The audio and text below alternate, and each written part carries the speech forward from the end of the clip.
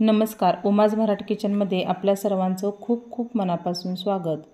दिवाळी फराळातील सगळ्यांचीच आवडीची ही चकली, पण ही चकली बनवताना ती तेलकट होते, तिला काटे येत नाहीत किंवा ती पाडताना तुटते। पण ही चकली बघा ना, प्रत्येक चकली मी तेलामध्ये दाबते तरीसुद्धा ती तरंगून वर येते। याचाच अर्थ काय तर आपली चकली अतिशय पोकळ हलकी तयार झालेली आहे आणि खुसखुशीतसुद्धा। तर अशी चकली बनवण्यासाठी उकडसुद्धा तितकीच महत्त्वाची असते।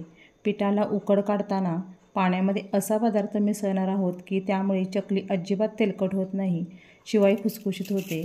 आवाजावरून तुमच्या लक्षात आलं असेलच, संपेपर्यंत अजिबात मऊसुद्धा पडत नाही।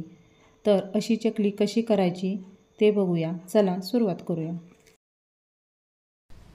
चकली करण्यासाठी मी अर्धा किलो चकली भाजणीचे पीठ घेतलेलं आहे।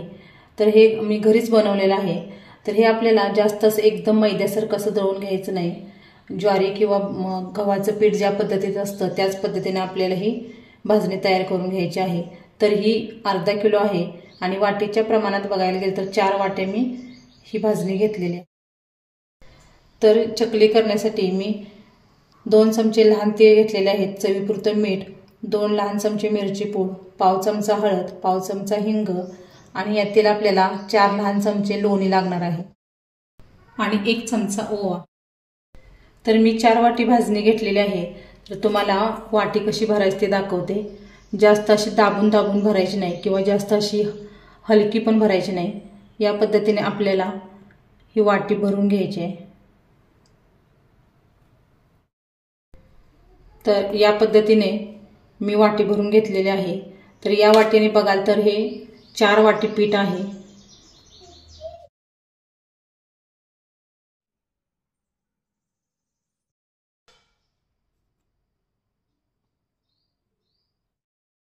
तर आपल्याला चकली करण्यासाठी या पिठाची उकड काढायची आहे। तर पाण्याचं प्रमाण बघूया। 1 वाटी पिठासाठी पाऊण वाटीपेक्षा थोडंसं कमी आपल्याला पाणी घालायचं आहे। तर हे अगदी योग्य प्रमाण आहे।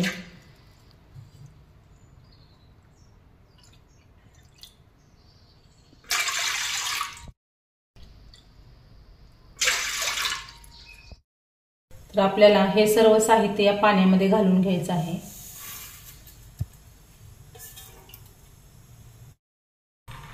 तर आपल्याला हे आता हलवून घ्यायचं आहे आणि याला छान उकळी काढायची आहे। आता उकळी यायला लागलेली आहे। यामध्ये आपल्याला लहान 4 चमचे लोणी घालायचं आहे। तुमच्याकडे जर लोणी नसेल तर तुम्ही तेल सुद्धा घालू शकता, पण लोण्यामुळे चकली छान होते म्हणून मी 4 चमचे यामध्ये लोणी घालत आहे।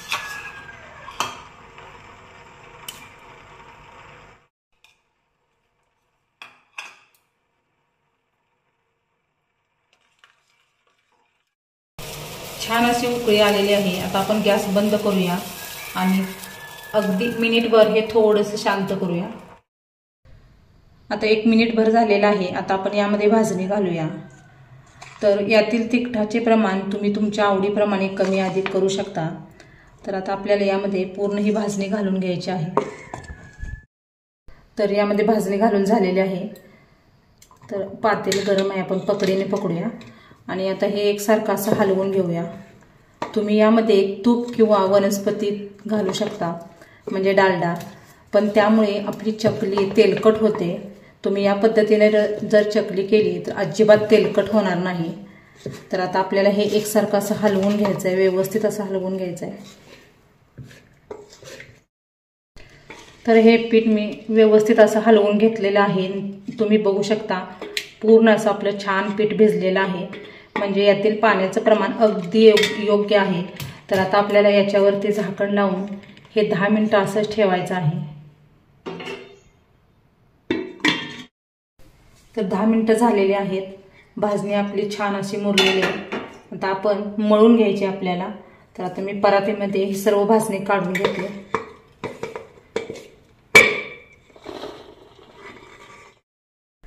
तर यामध्ये आपल्याला अजिबात पाणी घालायचं नाही। यामध्येच आपल्याला हे पीठ व्यवस्थित मळून घ्यायचं आहे। लागलंच तर अगदी थोडंसं थंड पाण्याचा हात घेऊन आपल्याला हे मळायचं आहे, पण मला वाटत नाही पाणी लागेल। यामध्ये हे छान मळलं जाईल। तर मी हे पीठ छान असं मळून घेतलेलं आहे आणि आपलं पीठ मळून झालेलं आहे. तुम्ही बघू शकता हाताला सुद्धा अजिबात चिकटलेलं नाही. तर आता आपल्याला हे पीठ एकदम असं मऊ करायचं नाही. तर आपल्या एका साच्यामध्ये बसले इतपत पीठ घ्यायचं आहे आणि अगदी थोडंसं लागेल तसं पाण्याचा हात घ्यायचा आहे. थंड पाणीच घ्यायचं आहे, गरम पाणी अजिबात घ्यायचं नाही. आणि हे आपल्याला एकदम सॉफ्ट असं मळून घ्यायचं आहे. जितकं तुम्ही मळाल तितकी चकलीला तार छान पकडेल आणि चकलीसुद्धा छान होईल. पीठ आपण जास्त पातळ केलं तर चकलीला काटे येत नाहीत, म्हणून आपल्याला पीठ जास्त असं घट्ट पण ठेवायचं नाही आणि पातळ पण करायचं नाही. तर थोडं थंड पाण्याचा हात घेऊन मी हे पीठ छान असं मळून घेतलेलं आहे. तुम्ही पिठावरती जेवढी मेहनत कराल तेवढी तुमची चकली छान येणार आहे. आणि तुम्ही बघू शकता पिठाला एक चकाकीपणा असा आलेला आहे. तर या पद्धतीने आपल्याला हे पीठ मळून घ्यायचं आहे. तर आता आपण याच्या चकल्या तयार करूया. तर चकली पाडण्यासाठी आपल्याला लागणार आहे चकलीचा साचा. तर ही बघा, ही अशी चकती असते, एका बाजूने प्लेन असते, एका बाजूने खडबडीत अशी असते. तर आपल्याला प्लेन बाजू आत करायची आणि खडबडीत बाहेरच्या बाजूला करायची आहे. आता यामध्ये आपल्याला तयार केलेलं चकलीचं पीठ भरून घ्यायचं आहे.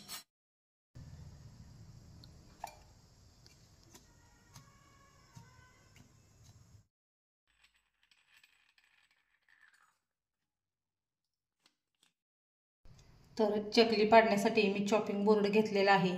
तुम्ही एखाद्या मोठ्या प्लेटला तेल लावून किंवा छोट्या छोट्या प्लेट असतील त्याच्यावरती तेल लावून पाडू शकता. तर या पद्धतीने आपल्याला सुरुवातीला हा जो भाग आहे जो जास्त मोठा ठेवायचा नाही, पॅक करायचा आहे. अशा पद्धतीने 4 वेळे काढून मी चकली पाडते. तुम्ही बघू शकता साचा मी किती वरती पकडला आहे, पण चकलीने छान तार पकडलेली आहे. तर आता हे शेवटचं टोक आहे ते असं आतल्या बाजूला मिटवून घ्यायचं आहे.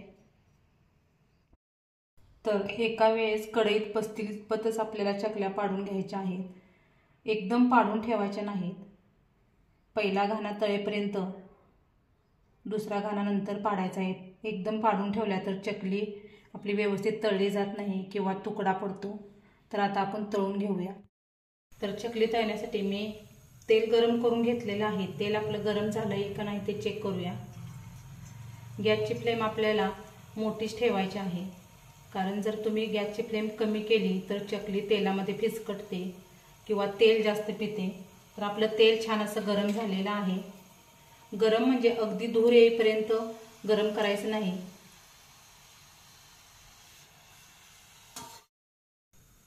एका वेळेस तेलामध्ये बसतील इतपतच आपल्याला चकल्या यामध्ये घालून घ्यायच्या आहे. जास्त जर गर्दी केली तर चकलीचा आकार बदलतो.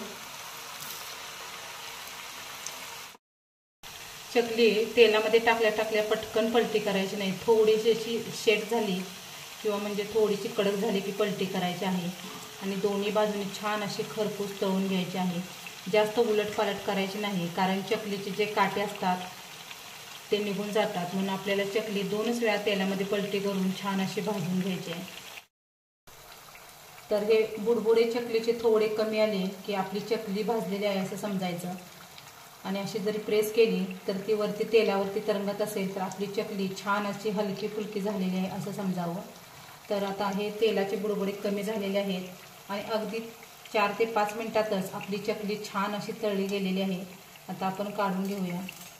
तुम्ही बघू शकता रंग किती सुरेख आलेला आहे.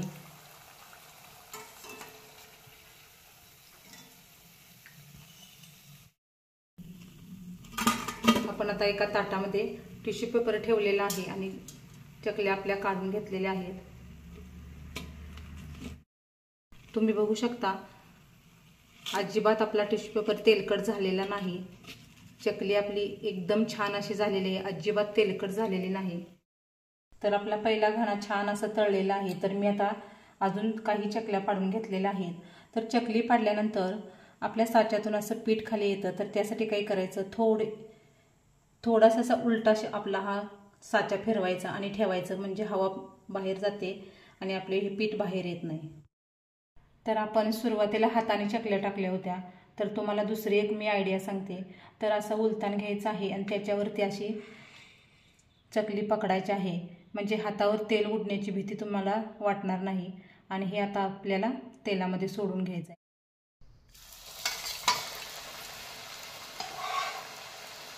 म्हणजे तेल हातावर उडण्याची पण भीती आपल्याला वाटत नाही आणि चकलीचा आकार सुद्धा अजिबात बदलत नाही. तर आपला दुसरा घाणा सुद्धा छान असा तळलेला आहे.